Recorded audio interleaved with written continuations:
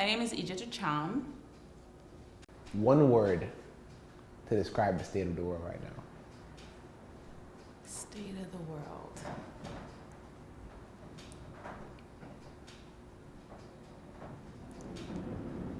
In a way, I would say like turmoil, but like necessary turmoil. Yeah. And I say that because like I feel like as humans we like work a lot. There's like always going, especially in New York, and like you're raised where you need to grow up, get a job. Where like even with COVID happening, in a way when you think about it, it's like, oh wow, everything just stopped. Where I spoke to my parents and my dad's like, I don't know what to do. I've been working for so long and now I'm not doing anything. And I'm just like, but can you imagine like you're like in your 50s and this is the only time that you get to not do anything and not feel, I guess, in a way guilty about it, in a way. And he was like, wow, you are right. Like, I don't remember ever like just stopping and like reflecting or like spending time at home or thinking about things that I enjoy doing. Right. And also like the other way when I say turmoil, it's about like where, like as a teacher, I see like, because I teach from home now and my little babies are so small. And I see them via camera and some of them are home alone. And it's like, and I look at it and I'm just like, oh, you're home by yourself. And they're just like, oh yeah, Mom, you have to go to work. And I teach second graders. So they're like ages 6 to 7. Most of them are still 6. They haven't turned 7 yet. But I have like a few that are turning 7. And when I look at that, like that somewhat makes me a little sad. That's where like the definition of like the whole turmoil thing, like it's just like a mixture of good and bad. And it's just like it's like, have you ever guys seen like, what's it called? Peanut butter being made? It's just like when you look inside of the machine, it's just like everything just like being jumbled up, like good and bad in a way. So like seeing those little kids at home by themselves and like learning to raise themselves. Some have like little siblings that they have to take care of. And it's like, oh, you have a 5-year-old who's in kindergarten and you're in second grade. And it's just like, oh, can I go check on my little siblings? And as a teacher, like I'm sitting and I'm just like, yeah, you can go check on your siblings but I also teach kids I teach Black and brown kids. Like all my kids are either Caribbean, Hispanic, or African. Like I don't teach any other, like that's the demographic that I teach. So in a way, I also understand it because I grew up in that too. Because my parents are African and they had to go to work. And I remember spending most of my times with my little sister who was like 4 and my brother who was 6, and I was in between 5.5. So in a way, like when I talk to them, like whenever they ask me questions like that, can I go check on my little sibling, or I'm home alone, and like it just brings me back to that. So so that's why I just feel like, but when they're at school, it's so different. Like we're in a whole environment, they're at school, it's just so different. They don't have to look, like they don't have that responsibility, right? Like they don't sit here and just like, oh yeah, I gotta go check on this. Just like, oh yeah, I'm here to learn. I'm here by myself. Like I'm here with my friends, but you're at home. Like they're looking after family members, or like the little sister's like crying, or like parents are there, but for them too, they don't really know how to create like a little space for their kids where it's just like, okay, this is where you only study, like nobody else comes in. Like you see like a little sibling coming in and just be like, hey, and they're like, oh yeah, this is my teacher. And I'm just like, we're learning. Go away, I love you, go read a book. And it's like, I can't read. And I'm just like, you learn, go, that's I. Go over there, go learn I. So so in a way it's turmoil, and I feel a little saddened that I can't hug them. I used to get sick a lot too when I used to go into school, because kids they can be gross sometimes. There's like a whole fest of just germs, but every time I see them in the morning, I just want to hug them. Some of them don't want to come into school, and they're just coming like dragging their feet. And I'm like, what is wrong? And they're just like, I want to be here. I'm like, you want to know something? I don't want to be here either. I want to sleep too. And they're like, oh wow. Like they see that like just like they're young, but then like seeing an adult who just like empathize and understand what they're going through. And then like I'm just like, yeah, I don't want to be here either, but guess what? I get to come here and I get to see you.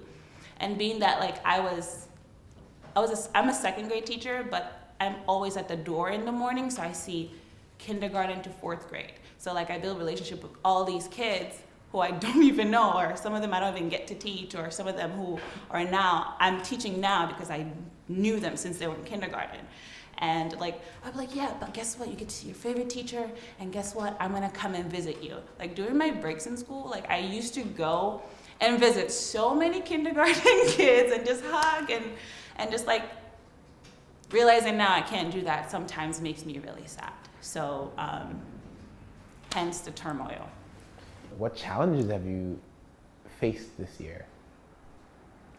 I would say a lot of our parents, even like with me alone, like I had to learn to be alone because I'm usually always around people. Like I grew up in a big African household where people were always around, like uncles, cousins, nieces. Like you were never alone.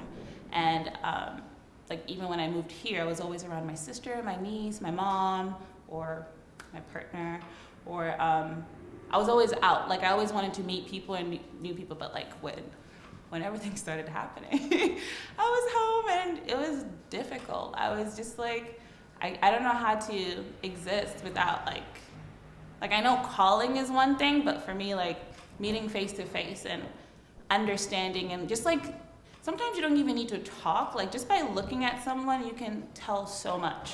And I'm like I like that proximity, and that was a very difficult thing for me. Whereas like now teaching in a way, like I had to tell my 6-year-olds, I teach 120 kids because I teach science, so I teach all the second graders. So I had to tell them like about like what's happening in the world, like about like racism, like they grab, like they understand it.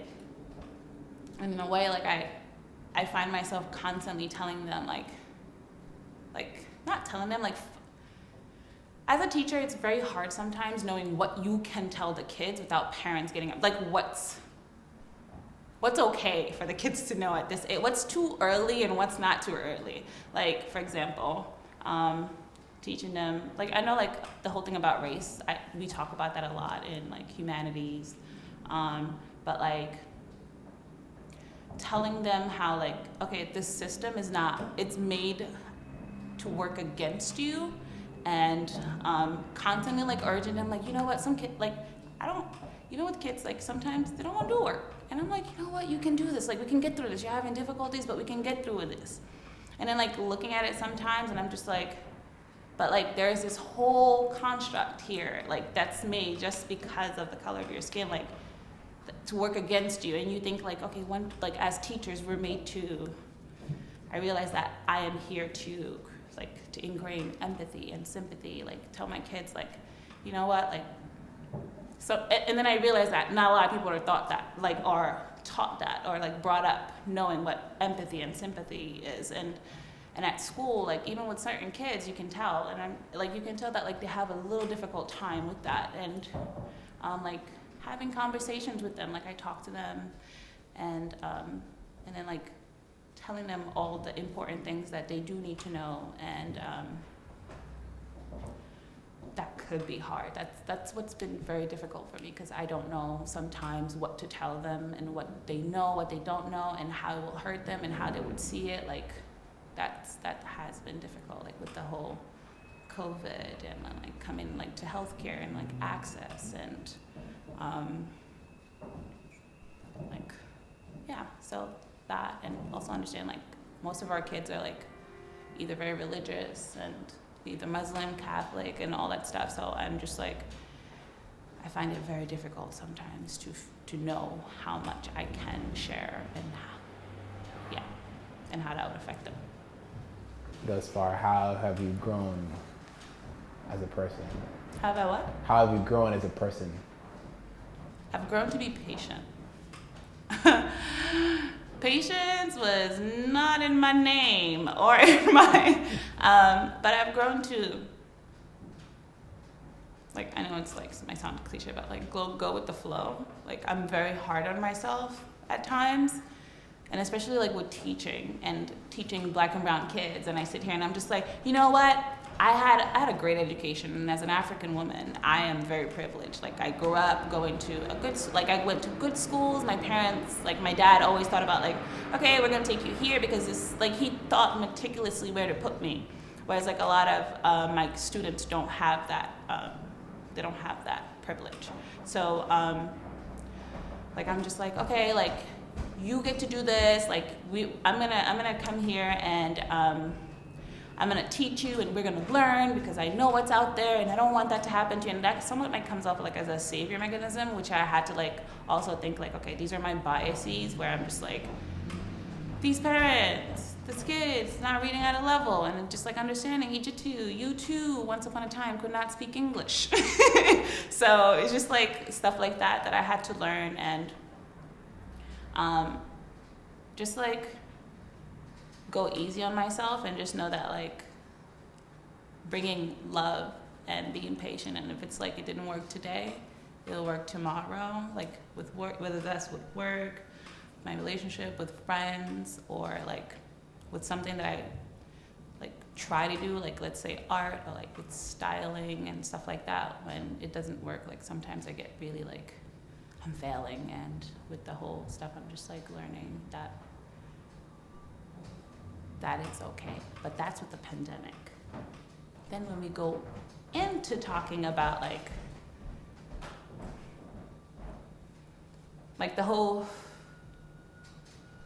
racial stuff going on in the world, like especially like with the whole Black Lives Matter thing, I had to also like sit with myself and learn that like I don't know much about American, like what Black African Americans had to go through, what African Americans in America had to go through. Like I didn't know much history. I didn't know like about the school system. Like I didn't know. I knew just enough, but I didn't really like go in like research. It's just like stuff that I learned from school, and realizing like I just was just like, oh yeah, I'm Black. Like we all Black. We all here. Let's dance to this Marvin Gaye. And then like afterwards, I realized that like okay, like my friend, like that's not how she was. Like she didn't experience the same things I did.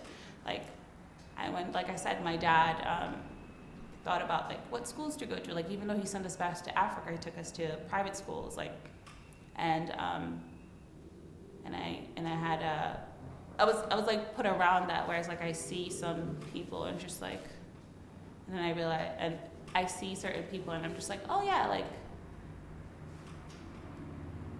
there is a lot that like when I look at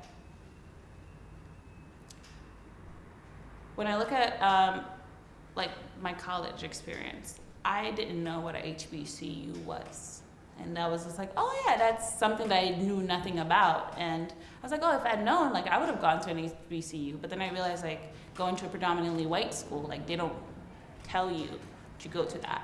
Like they don't put that out. I didn't even know, like I said, I didn't even know what it was a thing. But like with my kids now, and I'm just like, okay, there are these options. There are also these schools that you can go to, and like teaching them the history so that they know that there are like places out there for them where they can see themselves, like be a part of a culture, and like just be a part of something, and where they like see themselves reflected. So yeah, I think I was rambling. I don't remember your question. If you are hopeful, what are you most hopeful for thinking about 2021?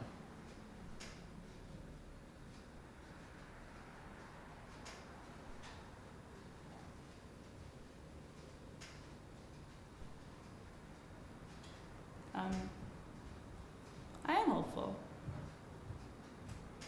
I'm hopeful that like those in, more so like for those people who are in power, like in a way like shift their thinking and think about like, I know that like they're working for us, like the whole population, not just like a certain demographic, and also like privileged people, like knowing that they're privileged and like figuring out how like they can also like help this like fight against the system, and just like I just hope that everybody just like sees the humanity in everybody, and like I just hope that someone sees me, you know, because everybody wants to be seen, like not just me as an individual, but like see me, and then like we all see each other, like we look at you and we like know that like whatever we do, we're doing it for like our little babies, like they need us a lot. So like yeah, they need us, and yeah, so I guess I'm very, very hopeful.